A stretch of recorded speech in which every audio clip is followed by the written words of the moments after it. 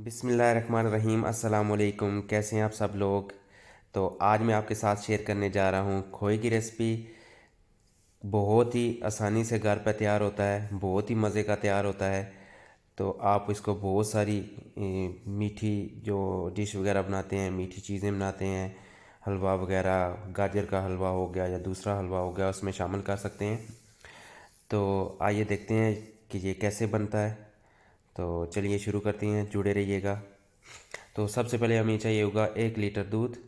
आप चाहे तो 2 लीटर ले लें, जितना आपको आसानी से अवेलेबल है आप ले लें। तो ये मैंने लिया है, फुल फैट मिल्क है। 1 लीटर से मैं बना रहा हूँ खोया। तो दूध को चूल्हे पे चढ़ा देंगे। तो आंच को फुल कर दिया है मैंने, फुल आंच पे मैंने दूध को रख दिया है उबलने के लिए। तो दूध आप किसी भी कंपनी का ले लें, कोई सा भी ले सकते हैं आप।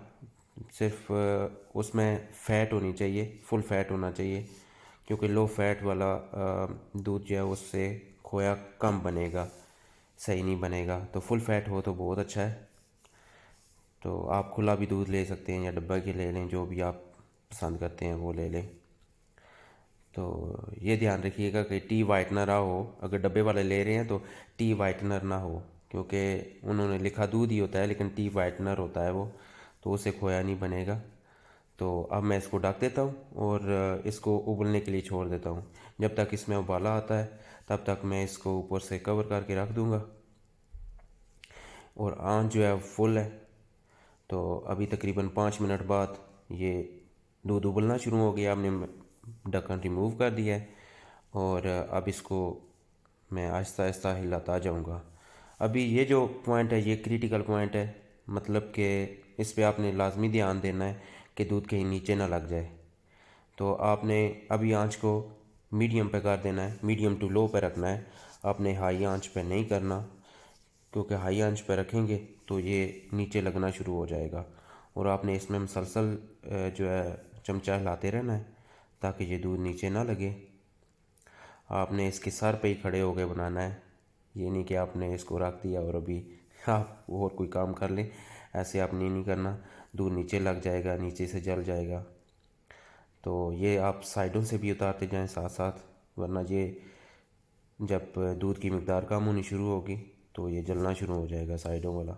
तो अभी आप देख रहे हैं कि ये दूध ऐसे उबल रहा है, फुल बॉयल नहीं हो रहा, जैसे फुल आंच पे होता है और फिर बॉयल होकर बाहर भी गिरना शुरू हो जाता है। तो ये लें जी, तकरीबन 45 से 50 मिनट की अनथक कोशिशों के बाद ये दूध की ये हालत हो गई है। दूध अपनी इस फॉर्म में आ चुका है, तकरीबन खोए की फॉर्म में आ चुका है। लेकिन अभी मैंने आंच को बिल्कुल लो पे कर दिया है।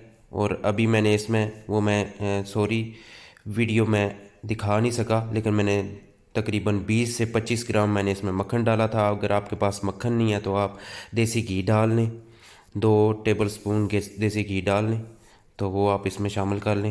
ये देखें अभी इसने ये जो है वो पैन को छोड़ना शुरू कर दिया है खोए ने, और अभी ये खोया बिल्कुल तैयार हो चुका है। अभी मैं इसको इसमें से निकाल लूँगा और फिर इसको ठंडा करके दिखाते हैं आपको।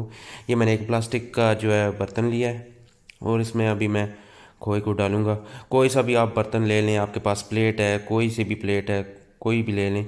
ये मैंने इसको सिर्फ फॉर्म में देने के लिए कि इसकी फॉर्म बन जाए, ऐसे शेप आ जाए इसकी, तो इसलिए इसको मैंने इस बर्तन में डाला है। तो अभी जितना भी स्पैचुला पे लगा हुआ है वो मैं सारा इससे निकाल लूँगा ताकि ज़ाया ना हो, ज़ाया नहीं होनी चाहिए, रिज़िक है। तो इसलिए इसको थोड़ा सा टैप करके तो इससे ऐसे इसकी टिक्की ऐसी बना लेते हैं और इसको थोड़ी देर के लिए ठंडा होने के लिए रख देते हैं। तो इसको 5 या 10 मिनट के लिए ठंडा होने के लिए, कूल डाउन होने के लिए रख देता हूँ। तो फिर इसको काट के चेक करवाता हूँ।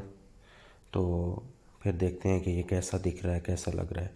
तो अभी ये तकरीबन 5 या 10 मिनट बाद ये ठंडा हो गया। अभी ये मैं आपको चेक करवाता हूँ काट के, ये कैसा दिख रहा है। तो माशाल्लाह देखें कितना प्यारा लग रहा है। बिस्मिल्लाहिर्रहमानिर्रहीम। अभी इसको मैं काटता हूँ और फिर आपको चेक करवाता हूँ। तो ये देखें, सुभान अल्लाह, कितना मुलायम है اور ابھی یہ پورا ٹھنڈا نہیں ہوا، ابھی یہ گرم ہی ہے، اس وجہ سے یہ چھری کے ساتھ چپک رہا ہے۔ تو یہ بالکل جب ٹھنڈا ہو جائے گا تو جیسے برفی ہوتی ہے، برفی کی شیپ ہوتی ہے، ایسے ہو جائے گا، یہ بالکل چپکے گا نہیں۔ ابھی پورا ٹھنڈا نہیں ہوا۔ تو یہ دیکھیں ماشاءاللہ ماشاءاللہ بہت ہی زبردست تیار ہوا ہے۔ آپ یہ ریسپی ضرور ٹرائی کیجیے گا گھر میں، اور ویڈیو اچھی لگی ہو تو پلیز لائک شیئر سبسکرائب کر دیں، اور اپنا اور اپنوں کا بہت سارے خیال رکھیے گا، دعاؤں میں بہت سارا یاد رکھیے گا۔ اگلی ویڈیو تک اجازت دیجیے، اللہ حافظ۔